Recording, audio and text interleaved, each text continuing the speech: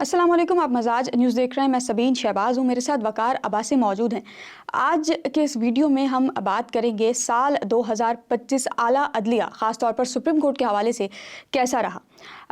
वकार अब्बासी मेरे साथ मौजूद हैं। सर, सबसे पहले ज़रा हम बात कर लें कि ये सारा मामला शुरू कहाँ से हुआ था। साल 2025 जब शुरू हुआ तो जनवरी में 3 जज साहिबान की ट्रांसफ़र की गई इस्लामाबाद हाई कोर्ट में, और उसके बाद एक नई जंग छिड़ी इस्लामाबाद हाई कोर्ट की सीनियरिटी में। जजेस के अंदर जो है वो एक नई जंग छिड़ी। जंग छिड़ने का आगाज़ हुआ चीफ जस्टिस, मौजूदा 2 चीफ जस्टिस हैं इस्लामाबाद हाई कोर्ट के, सरफराज डोगर साहब, जो कि लाहौर हाई कोर्ट में सीनियरिटी के हिसाब से 15वें नंबर पर थे। वो 15वें नंबर से उठाकर उनको इस्लामाबाद हाई कोर्ट शिफ्ट किया गया, और इस्लामाबाद हाई कोर्ट में शिफ्ट करने का मकसद उनको यही था कि जो चीफ जस्टिस हैं, क्योंकि उस वक्त के जो चीफ जस्टिस आमिर फारूक साहब थे, अब सुप्रीम कोर्ट के आईनी अदालत के बल्कि अब जज हैं, उनको जो है वो सुप्रीम कोर्ट जो है वो लाना था बतौर एडिशनल जज। जस्टिस आमिर फारूक को लाया गया, और उसके बाद सरफराज डोगर साहब जो है वो जनवरी से ही ये जंग शुरू हुई, और सरफराज डोगर साहब की तैनाती के बाद से 5 जज साहिबान ने सुप्रीम कोर्ट में सीनियरिटी चैलेंज की। वो मामला आईनी बेंच में काफ़ी लंबा खींचा गया, और तकरीबन 3-4 महीने उसकी समातें जारी रहीं, और उसके बाद एंड पर आईनी बेंच के उस वक्त के जज जस्टिस मोहम्मद अली मजहर साहब जो हैं, उनकी सरबराही में 5 रुकनी बेंच ने दुरुस्त करार दी थी ट्रांसफर। ये कहा था कि सदर का इख्तियार है, और उसको दोबारा सदर को भेजा गया था। सर, ज़रा हम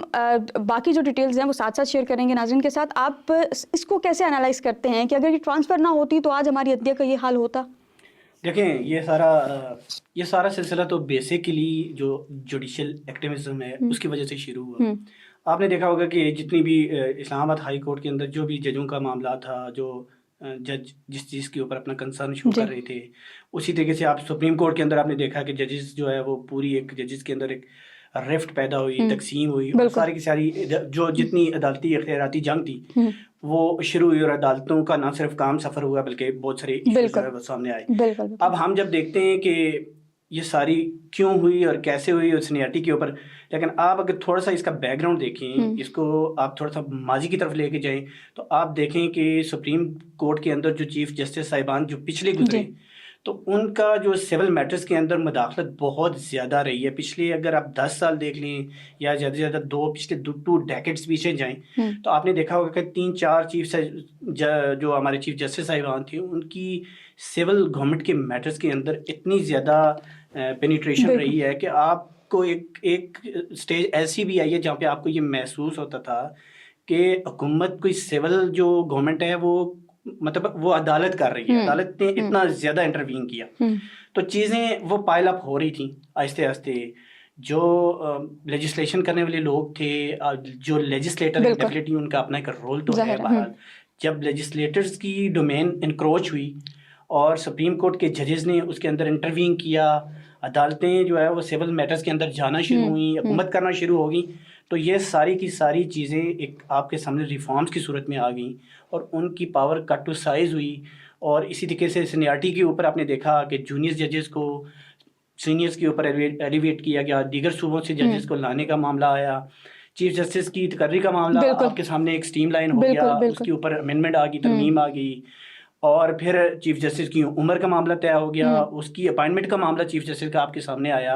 कि पहले जिस तरीके से सुप्रीम कोर्ट में तो एक सीनियरिटी बेस्ड चीफ जस्टिस की तकर्री होती थी, वो पार्लिमानी कमेटी के पास चला गया, पार्लिमानी कमेटी की हैयत तब्दील हुई, जुडिशल कमीशन तब्दील हो गया सारा का सारा। तो पाकिस्तान की पूरी अदलिया जो है वो उसके अंदर एक बड़ी रिफॉर्म्स आई। इधर ही रिफॉर्म्स कितनी पॉजिटिवली जाती है, कितनी मस्बत इसके रिजल्ट्स आते हैं,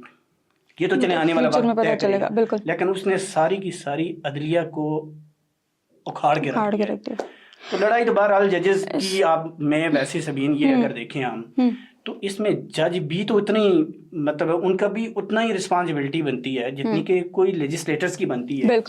कि उन्होंने इंक्रोच किया। दोनों साइडों से जब इंक्रोचमेंट होती है किसी भी दूसरे की डोमेन के अंदर, तो रिजल्ट्स फिर ऐसे ही आते हैं। बिल्कुल। अच्छा, इस्लामाबाद हाई कोर्ट में तो डिवीजन शुरू ही वहाँ से हुई थी जब जजेस ट्रांसफर हुए थे। ज़रा हम सुप्रीम कोर्ट की बात कर लेते हैं। लास्ट ईयर 2024 में अमेंडमेंट हुई थी, 26th अमेंडमेंट, और उसके बाद फिर चीफ जस्टिस की तैनाती, जैसे आपने बताया कि तकरीरी का तरीकाकार तब्दील किया गया। पहले जो सीनियरिटी के हिसाब से होता था, लेकिन फिर ये हुआ कि पार्लिमानी कमेटी जो तश्कील दी गई, उस पार्लिमानी कमेटी ने चीफ जस्टिस मौजूदा जो चीफ जस्टिस ने पाकिस्तान के याया अफरीदी, उनको चीफ जस्टिस जो है नामजद किया था। उसके बाद जस्टिस मंसूर अली शाह जो कि सीनियर प्योने जज थे और काजी फैज़ ईसा के बाद जस्टिस मंसूर अली शाह जो हैं इन्होंने चीफ जस्टिस बनना था। सुप्रीम कोर्ट में बेसिकली वो डिवीजन शुरू हुई थी 2024 के एंड से, क्योंकि जस्टिस मंसूर अली शाह और जस्टिस सदर मिनल्ला दोनों अब तो खैर जजेस नहीं है, लेकिन उस वक्त भी उन्होंने बड़ा कंसर्न शो किया था। और मुसद्दिका ज़रा ये बताते हैं कि जस्टिस याहिया अफरीदी साहब जो हैं जब उनको नामजद किया गया चीफ जस्टिस के लिए और नोटिफिकेशन नहीं हुआ था, लेकिन उससे पहले याहिया अफरीदी साहब जो हैं वो चीफ जस्टिस के पास गए, उन्होंने जाकर उनसे कहा भी कि अगर आप कहते हैं तो मैं साइड पर हो जाऊँगा। फिर जस्टिस मंसूर अली शाह साहब ने उनको मशवरा ये दिया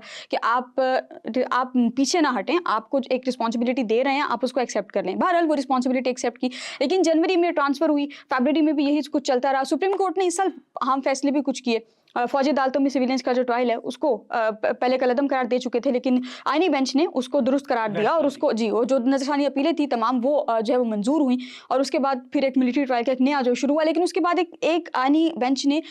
एक सजेशन ये दी थी गवर्नमेंट को, जो ऑर्डर आया था उसमें कहा गया था कि गवर्नमेंट जो है वो 90 डेज के अंदर, विद इन 90 डेज अपील का हक दे जो फौजी अदालतों में सिविलियंस के ट्रायल हैं। क्या समझते हैं कि जो सुप्रीम कोर्ट के बेंच ने एक ऑर्डर दिया हुआ है लेकिन उस पर अभी तक अमल नहीं हुआ, अपील का हक फौजी अदालतों में जो सिविलियन सफ़र कर रहे हैं जिनका ट्रायल चल रहा है उनको अभी तक अपील का हक नहीं दिया गया, इस पे मौजूदा गवर्नमेंट जो है वो किस हद तक जिम्मेदार है? और वही अगेन बात की, चूँकि हमारे जजेस भी इन्वॉल्व हैं तमाम तर चीज़ों में, तो हमारे जज साहिबान किस हद तक इन्वॉल्व हैं? देखिए जी सबीन, जो फौजी अदालतों के अंदर जिन लोगों का ट्रायल होता है और उनकी सज़ा के ख़िलाफ़ अपील का जो फोरम है उसकी बात हो रही है। डेफिनेटली ये भी लेजिस्लेटिव जो है लेजिस्लेशन नहीं तय करनी है ये सारी चीज़ें। और देखिए हम अपनी ज़ाती ओपिनियन दें तो उसमें तो बिल्कुल उन्हें अपील का फोरम मिलना चाहिए, डेफिनेटली ये उनका बुनियादी हक है। और इसमें ज़्यादा लेजिस्लेशन वाली साइड की जिम्मेदारी भी बनती है। और गवर्नमेंट अभी तक खैर वो डेफिनेटली जिन्होंने देखें जो अगर अदालतों को फौजी अदालतें अगर वेट हो गई हैं वहाँ से, इसी सुप्रीम कोर्ट ने आपके सामने पहले इन्हें उड़ाया था बिल्कुल, और इसी अदालत से ही ये दोबारा इसकी जो है वैलिडेट भी हो गई है ये। और डेफिनेटली अगर उनकी मर्जी हुई तो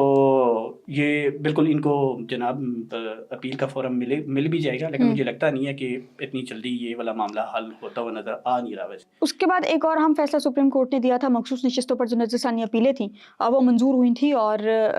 जस्टिस अमीनुद्दीन खान अब चीफ जस्टिस आईनी अदालत के, उन्होंने जो है वो रिजर्व सीट वाला जो मामला है उस पर नजरसानी अपीलें मंजूर हुई और तमाम जो सीट्स हैं वो दोबारा से गवर्नमेंट मौजूदा जो हुकूमत है उसके पास गए। तरीके इंसाफ को एक दफ़ा दोबारा से नहीं मिली, उस पर खैर एहतजाज भी हुए, धरने भी हुए। उस फैसले को आप किस तरह से देखते हो, क्योंकि वो भी पाकिस्तानी तारीख का एक बहुत बड़ा फैसला था। उसके बाद हमारी जो नेशनल असम्बली है और जो हमारी प्रोविंशियल असम्बलीज हैं वो उन तमाम ने एक नया रुख इख्तियार किया है और तमाम में जो मेजॉरिटी है उसमें तो इजाफा हुआ है, लेकिन जो अपोजिशन वाली साइड है उससे भी हमने देखा कोई खास मज़ामत उस वक्त में सामने नहीं आई। नहीं, आप ठीक कह रही हैं। देखें ये वाले फैसले जो थे ना, जिस तरीके से पीटीआई की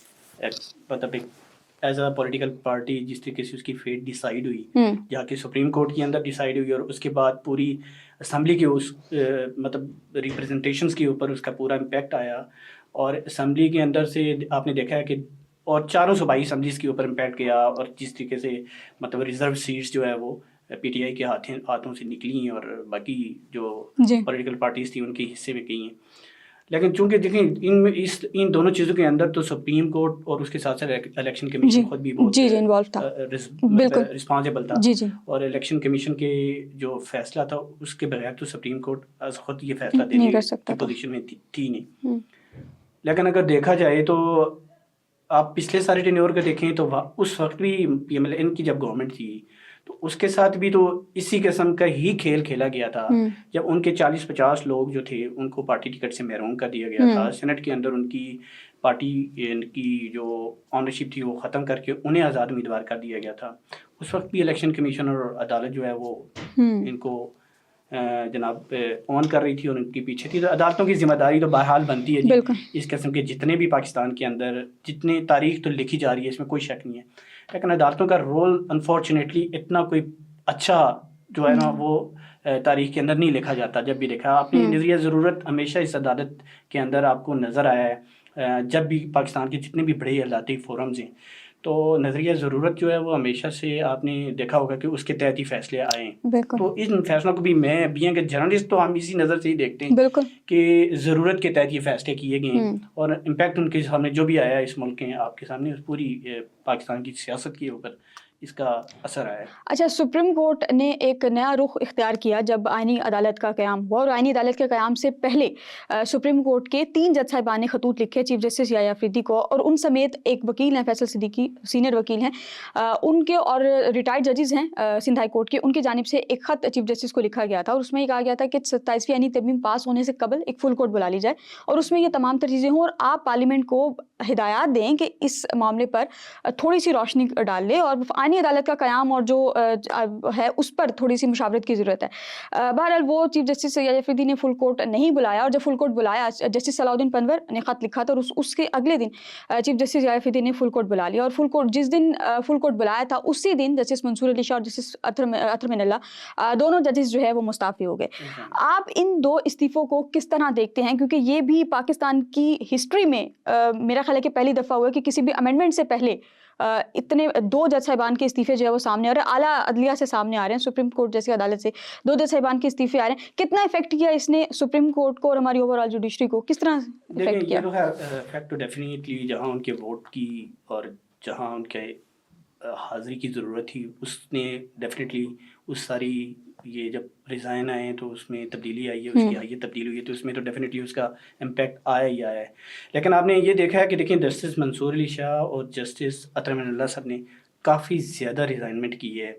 और उन्हें नज़र आ गया था कि उनका फ्यूचर, डेफिनेटली उनका फ्यूचर अब था भी नहीं, और रिज़ाइन करके ही उन्होंने अपना हिस्ट्री के अंदर नाम लिखवाया है।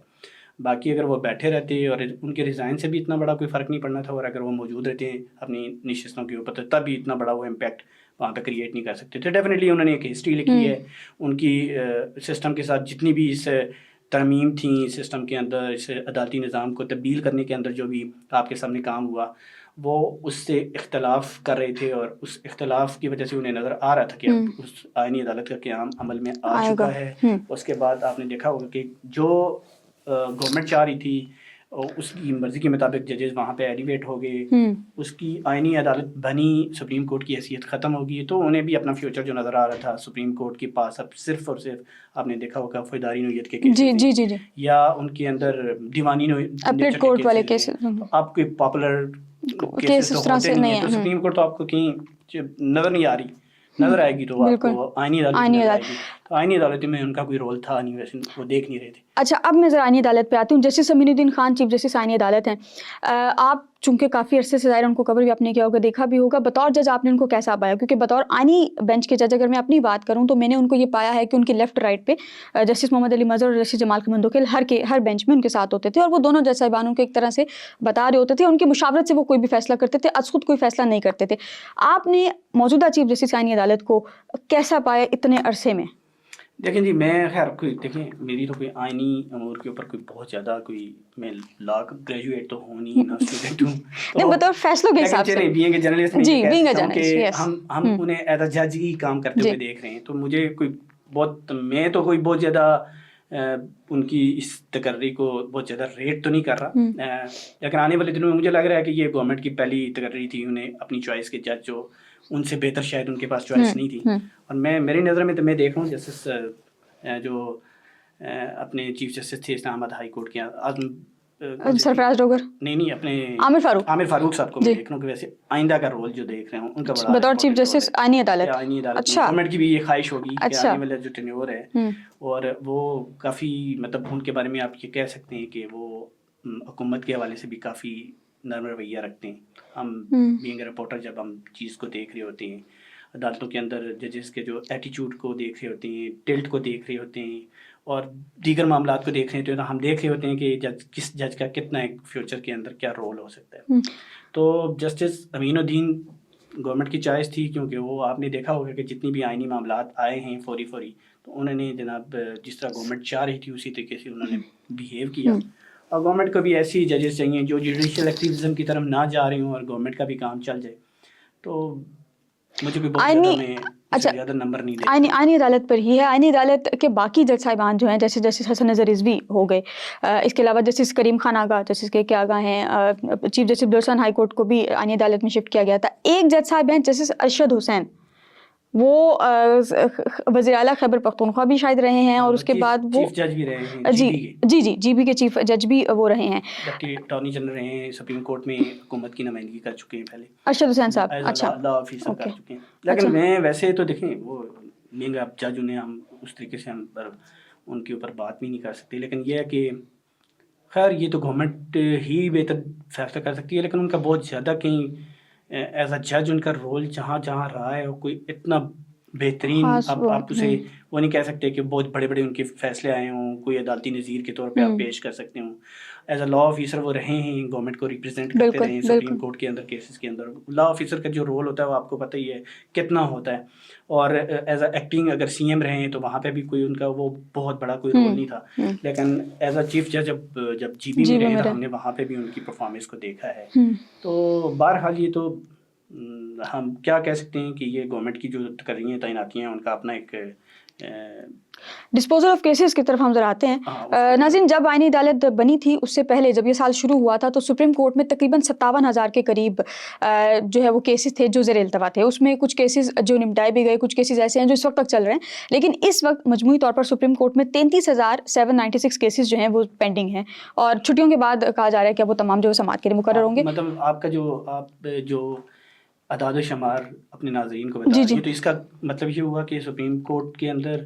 जो पेंडेंसी है वो कम हुई है। पेंडेंसी कम हुई है, लेकिन उसके बाद एक और चीज़ ये है कि इसी में से तकरीबन 15 से 20 हज़ार के करीब केसेस आईनी अदालत शिफ्ट किए गए हैं। जी, जो आईनी नौयत के केसेस थे जिनमें कोई भी क्वेश्चन ऑफ लॉ था, वो तमाम तर केसेस जो है वो आईनी अदालत को शिफ्ट की वजह से एक नंबर के ऊपर डेफिनेटली एक बिल्कुल ये मेरा ख्याल है कि एक पॉजिटिव चीज़ है आईनी अदालत की कि सुप्रीम कोर्ट पे जो केसेस हैं उसका ज़रा बोझ कम हुआ है, क्योंकि चीफ जस्टिस साहब खुद भी कहते रहे हैं बाज़ मौक़ों पर कि हमारे ऊपर केसेस का लोड इतना है और जितना लोड हमारे ऊपर है उतने ही केसेस तकरीबन रोज़ाना की बुनियाद पर फाइल हो रहे होते हैं। कुछ एतराज़ लगा के वापस दिए जा रहे होते हैं, कुछ दीगर चीज़ें भी जो हैं वो भी साथ साथ चल रही होती हैं। अच्छा, डिस्पोजल पे ही है कि 33,796 केसेस सुप्रीम कोर्ट में इस वक्त पेंडिंग है और इसके अलावा 15 से 20 हज़ार के केसेस वो हैं जो शिफ्ट कर दिए गए हैं। तो अगर हम इनका कंपैरिजन करें तो फिर ये है कि आईनी अदालत में अगर 15 से 20 हज़ार केसेस शिफ्ट किए गए हैं और इस वक्त जो केसेस हैं तो सुप्रीम कोर्ट ने तकरीबन 5 से 6 हज़ार के केसेस निपटाए हैं मौजूदा साल। तो इसको कैसे देखते हैं आप? देखिए ये नंबर इतना बहुत बड़ा नंबर तो नहीं है, लेकिन चूंकि जो डिवीज़न हुई है कोर्ट्स के अंदर या जिस तरीके से ये अदालती फोरम अलग हुए हैं, तो डेफिनेटली इसका इम्पैक्ट तो मैं जो देखता हूँ वो तो अगले साल से शायद आपको नज़र आए और वाज़े आएगा। ये अगर लोगों की मुकदमात की हम बात करें ना, तो अगर साइलिन के इंसाफ तक रसाई की बात करें तो शायद ये वाले फोरम्स के अलग होने का इम्पैक्ट आएगा और फ़ायदा भी लोगों को नज़र आएगा इंशाल्लाह। तो मुझे लगता है कि आइंदा साल से इस फिगर के ऊपर मुझे लग रहा है कि ये ज़्यादा होगा, डिस्पोजल ज़्यादा होगी केसेस की। और आप देखें, आप सुप्रीम कोर्ट कवर कर रही हैं, मुझे भी अदालतें कवर करते हुए काफ़ी ज़्यादा एक अरसा हो गया। हमने देखा लोगों के 20, 25, 30 साल से केसेस जो है वो पेंडिंग होते हैं, अपीलें लगती ही नहीं है। मैं कितने लोगों को देखता हूँ मेरे ख्याल में जो जिनकी 2010 से अपीलें आई हुई हैं, तो उनकी आज 2025 हो गया है, 2025 तक अपीलें वहाँ पे लगी नहीं है अभी तक। तो लोग सजाएं अपनी काट के जा चुके हैं, मर चुके हैं, फांसी लग गए, अपीलें उनकी उधर ही। अभी रिसेंट का ही एक केस है, सुप्रीम कोर्ट में एक मकान का केस था, कब्जा था बेसिकली। तो वो बुजुर्ग थे, उन्होंने सुप्रीम कोर्ट में केस दायर किया हुआ था। तो जब वो बाहर निकले हैं कोर्ट से और बाहर निकल के उन्हें सुप्रीम कोर्ट के गेट पर हार्ट अटैक हुआ और उनकी डेथ हो गई। और बाद में ही पता चला कि 15 साल से उनका केस पेंडिंग है सुप्रीम कोर्ट के अंदर ही। तो वो 2024 में वो केस फिक्स होना शुरू हुआ और वो होते होते उस वक्त भी उस दिन भी केस खुशी से जनाब उनकी खुशी से डेथ हो गई कि उन्हें एतबार आ गया पाकिस्तान की जो अदलिया है उसके ऊपर कि उनके हक में कोई फैसला आ गया। जो अल्टीमेट फोरम था वहाँ से भी जो है वो ज़मीन का उन्होंने ज़मीन खरीदी में देखा था और 2-3 कनाल ज़मीन का मामला था और वो जनाब उसके ऊपर अपील चलते वो वहाँ तक पहुँचे। आपके सामने एक और केस में उस दिन देख रहा था कि हम डिस्कस कर रहे थे, आपके सामने देखें 2010 में एयर ब्लू का जो जहाज़ वहाँ पे क्रैश हुआ, तो 2025 में आके अभी वो डिसाइड नहीं हुआ। तो अभी खैर वो अपीलें डिसाइड हुई हैं तो लोगों को कंपनसेशन मिलती है या नहीं मिलती है, लेकिन आप ये देखें कि 15 साल बाद तो अदालतों का बहरहाल लोगों का सबसे बड़ा कंसर्न यही होता है कि अदालत के अंदर उन्हें जो जस्टिस है ना वो टाइम के ऊपर नहीं मिलता। जस्टिस मतलब डिले हो रहा है तो इसका मतलब ये है कि जस्टिस डिनाई हो रहा है। तो वो ये इंसाफ जो है वो जितनी इसके अंदर रुकावटें हैं, जितनी इसकी मतलब अंदर वक्त लगेगा तो लोग उससे बहुत ज़्यादा सफ़र कर रहे हैं। तो हो सकता है अल्लाह करेगा हम ये देखते हैं, ये पॉजिटिवली देखते हैं कि ये आईनी अदालत का क़याम पाकिस्तान की जो अदलिया है इसमें ये बेहतरी लाए। अल्दो के लोग इससे समझते हैं कि ये अदालतों के जो अख्तियारात हैं उन्हें सर्व करके उन्हें बिल्कुल ही अब वो नीचे लगा दिया गया है, लेकिन साइलिन तक हो सकता है कि इसके बेहतर नतज जाएँ। तो इस्लामाबाद हाई कोर्ट के बारे में जी जी बताते जाएँ जी जी उसमें मुकदमात की क्या डिटेल्स हैं। इस्लामाबाद हाई कोर्ट में सर अगर आप शेयर करें तो मैं कर देती हूँ। इस्लामाबाद हाई जी सर नहीं आप करें अच्छा कि इस्लामाबाद हाई कोर्ट में ये है कि जो डिस्पोजल ऑफ केसेस है ये है कि इस्लामाबाद हाई कोर्ट में फिगर जो हैं वो सारे अपने अपने दे रहे हैं, लेकिन इस वक्त जो मजमूई तौर पर है तकरीबन हर जज ने जो है वो अपने एंड पे अलग जो केसेस हैं वो निपटाए भी हैं। मैं ज़रा आपके सामने रखती हूँ, लेकिन इस्लामाबाद हाई कोर्ट में जितने भी केसेस निपटाए गए हैं उसमें एक चीज़ को मेरा ख्याल है कि अप्रिशिएट करना बनता है कि ये हालात है इस्लामाबाद हाई कोर्ट के कि जजेस में वाज़ेह डिवीज़न थी, वो कोई ढकी छुपी बात नहीं है। वाज़ेह डिवीज़न थी, लेकिन उसके बावजूद जो इस्लामाबाद हाई कोर्ट में जजेस का डिवीज़न के बावजूद जो केसेस हैं वो खासे निपटाए गए हैं, और मेरा ख्याल है कि जस्टिस आज़म खान साहब हैं जिन्होंने सबसे ज़्यादा केसेस जो है वो निपटाए हैं। सर अगर आपके पास रिकॉर्ड तो है। मैं आपको ये बता देता हूँ कि इस्लामाबाद हाई कोर्ट के अंदर जब पिछला साल ख़त्म हुआ 2024 का, तो तकरीबन 8000 केस पिछली दफ़ा डिस्पोज हुए थे, और इस दफ़ा ये जो 2025 का साल तकरीबन अदालती जो ज़बान है उसमें तो ये ख़त्म हो गया है। तो अभी इस साल जो है वो 11,000 मुकदमात की डिस्पोजल आई है। तो अच्छा वो आप ये समझिए कि 3,000 मुकदमे ज़्यादा पिछले साल के मुकाबले में डिस्पोजल उनकी आई है। इस्लामाबाद हाई कोर्ट के अंदर जो केसेस की डिस्पोजल है उसमें बेहतरी आई है, उसमें काफ़ी मतलब काम होता हुआ नज़र आया है। अब अभी भी इस्लामाबाद हाई कोर्ट के अंदर 300 से ज़्यादा रेफरेंसेस जो है वो पेंडिंग है, जिसमें सज़ाए मौत के भी रेफरेंस होंगे, उम्र कैद के भी रेफरेंस हैं, लेकिन उसके बावजूद भी आप ये कहें कि 13,000 मुकदमे अभी पेंडेंसी के शिकार हैं इस्लामाबाद हाई कोर्ट के अंदर। लेकिन सबसे जो खूबसूरत बात थी, या जो सबसे अच्छी जो साइलिन की हद तक जो बात थी, कि इस्लामाबाद हाई कोर्ट के अंदर इस साल जो है वो 4 खुसूसी बेंचेस बनाए गए थे। जो टैक्स के केसेस उन्होंने अलग से सुने, जिस तरीके से ओवरसीज़ पाकिस्तानीज़ के लिए अलग से एक बेंच बनाया गया, माहौलियात का अलग से बेंच बना हुआ था, रेवेन्यू के केसेस के अलग से बेंच बने। तो उन केसेस के इन बेंचेस के अंदर जाने से ना इनकी डिस्पोजल में काफ़ी ज़्यादा वो सूरत आई, वो तेज़ी आई, तो लोगों को रिलीफ मिला है। आने वाले भी सालों में उम्मीद है कि ये ज़्यादा केस की डिस्पोजल होगी और लोग जो है इस पेंडेंसी से उन्हें छुटकारा मिलेगा। चलें, वी जस्ट होप कि आने वाला साल जो है वो अदालतों के लिए ख़ास तौर पर सुप्रीम कोर्ट और आईनी अदालत और साथ साथ इस्लामाबाद हाई कोर्ट के लिए भी अच्छा साबित हो। और 27वीं आईनी तरमीम जिस तरह की गई है, वी जस्ट होप कि आने वाले साल में 27वीं आईनी तरमीम के मस्बत नताइज हमें देखने को मिलें। और जैसे वकार अब्बासी ने बताया है कि आने वाले दिनों में चूँकि अदालतें ज़ाहिर है ज़्यादा हो गई हैं, तो जितने भी आईनी मैटर के जो मामलात हैं वो तमाम शिफ्ट हुए हैं आईनी अदालत पे, तो सुप्रीम कोर्ट पे मुकदमात का बोझ कम हुआ है। उम्मीद यही है कि आने वाले साल में सुप्रीम कोर्ट ऑफ पाकिस्तान में मुकदमात ना सिर्फ कम होंगे बल्कि लोगों को बर वक्त इंसाफ भी मिलेगा, और आइंदा साल में हम इस साल की तरह कोई किसी साइल को, आम साइल को सुप्रीम कोर्ट के दरवाजे पर जो है वो मौत के घाट उतरते हुए ना देखें। फिल वक्त के लिए इतना ही। वीडियो पसंद आए तो लाइक जो है वो ज़रूर कीजिएगा, और हमारे चैनल को सब्सक्राइब भी ज़रूर कीजिएगा। अपने फीडबैक से लाजमी कीजिएगा। मुझे इजाज़त दीजिए। अल्लाह हाफ़िज़।